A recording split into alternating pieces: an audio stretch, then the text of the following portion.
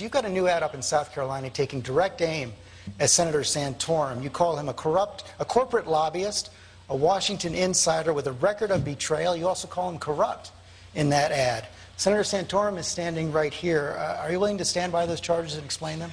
Well, it was a quote. Somebody did make a survey, and I think he came out as one of the top corrupt individuals because he took so much money from the lobbyists. But really what the whole... There it goes again. They caught you not telling the truth, Ron. But what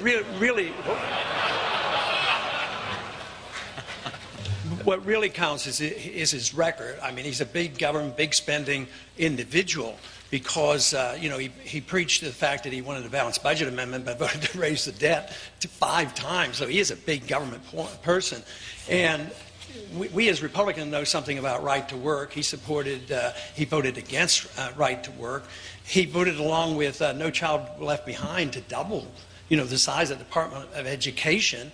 And he also voted for a prescription drug program. So he's a big government person, along with him being very associated with the lobbyists and taking a lot of funds. And also, where did he make his living afterwards? I mean, he became a high-powered lobbyist in Washington, D.C., and he's done quite well.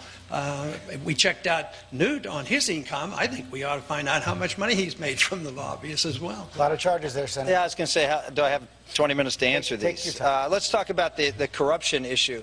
The group that called me corrupt was a group called CREW. If you haven't been sued by CREW, you're not a conservative. CREW is this left-wing organization that puts out a list every election of the top Republicans who have tough races and calls them all corrupt because they take contributions from PACs. It's a ridiculous charge, and you should know better than to cite George Soros-like organizations to say that they're corrupt. So that's number one. Ron, I'm a conservative. I'm not a libertarian. I believe in some government. I do believe that government has, that as a senator from Pennsylvania, that I had a responsibility to go out there and represent the interests of my state.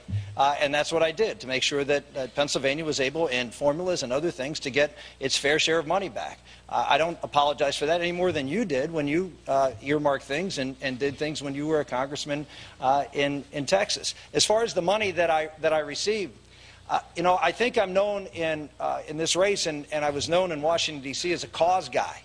I am a cause guy. I care deeply about this country and about the causes that make me, that I think are at the core of this country. And when I left the United States Senate, I got involved in causes that I believe in. I went and worked at the Ethics and Public Policy Center and wrote on the cause of Iran, and wrote and lectured all over this country. I got involved with a healthcare company. Why? Because I was afraid of what was going to happen, and I was asked by a healthcare company to be on their board of directors. Now, I don't know whether you think board of directors are lobbyists. They're not. That's the private sector experience that I'm sure that Mitt would approve of. I also worked for a coal company. As I mentioned the other day, my grandfather was a coal miner. I grew up in the coal region. And when I left the United States Senate, one of the big issues on the table was cap and trade, global warming, and I wanted to stay involved in the fray. So I contacted a local coal company from my area, and I said, look, I want to join you in that fight. I want to work together with you. I want to help you in any way I can to make sure we defeat cap and trade. And so I engaged in that battle, and I'm very proud to have engaged in that battle. Congressman Paul, you accept it? Well, you know, it is true. I believe Congress should designate how the money should be spent. I agree with that. But the big difference between the way I voted and the senator voted is I always voted against the spending. I voted against all the spending. There's only been a couple appropriations bills I voted for in the past, 26 years I've been in Washington. So you're a big spender. That's all there is to it. You're a big government conservative. And you don't vote for, right to work and these very important things. And that's what weakens the economy. So to say you're a conservative, I think, is a stretch. But you've convinced a lot of people of it. But somebody has to point out your record. I would convince. I think I have an opportunity to respond here. I've convinced a lot of people of it because my record is actually pretty darn good.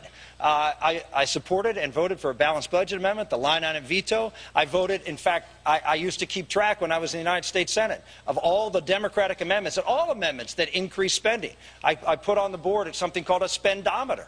If you look at my spending record and you take all the, quote, spending groups, I was rated at the top or near the top every single year. I go back to the point. I am not a libertarian, Ron. I agree with you. You vote against everything. I don't vote against everything. I do vote for some spending. Okay, I do think George, government has a role to play, particularly in defense. We'll let everybody get in here, but at first I want to bring in Governor Perry on this. We'll stay on this subject. Don't worry about it. I'll let you back in here, Ron. You've called Senator Santorum the king. I think you've just seen a great example of why I got in this race. Because I happen to think that I'm the only outsider, with the possible exception of John Huntsman, who has not been part of the problem in Washington, D.C. The insiders in Washington, D.C. We have to nominate someone that can beat Barack Obama, that can get the Tea Party behind them, that can go to Washington, D.C. and stop the corrupt spending that has been going on. And it doesn't make any difference whether you're an insider from Washington, D.C. or you're an insider from Wall Street. That is what Americans rightfully see is the real problem in America today. They want someone who has a record of executive governing experience, like I have in Texas. I've been the commander-in-chief of 20,000 plus troops that get deployed. I have been the governor of a state that has created 1 million net new jobs. That is a record that American people are looking for. That is what Americans are looking for, an outsider that is not corrupted by the process. So, Governor, you're saying Congressman Paul is an insider? I am telling you, anybody that has had as many, here's what frustrates me, is that you go get the earmarks and then you vote against the bill. Now, I don't know what they call that in other places, but Congressman Paul in Texas, we call that hypocrisy. Well, I call it being a constitutionalist, because I believe we should earmark or designate every penny. You designate weapon systems, you designate money to go to spend $1 billion on an embassy in Iraq. That's an earmark too. I say that Congress has more responsibility. But this thing, back to Senator Santorum, he ducks behind this. He's for this balanced budget amendment, but voted 5 times to increase the national debt by trillions of dollars. This is what the whole Tea Party movement's about. Quit.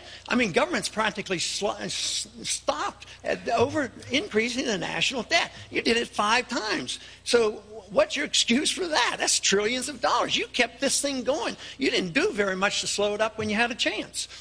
Recently, Dr. Paul referred to you as a chicken hawk because you didn't serve. Congressman Paul, would you say that again? Would you use that phrase again? Yeah, I think people who don't serve when they could and they get 3 or 4 or even 5 deferments aren't.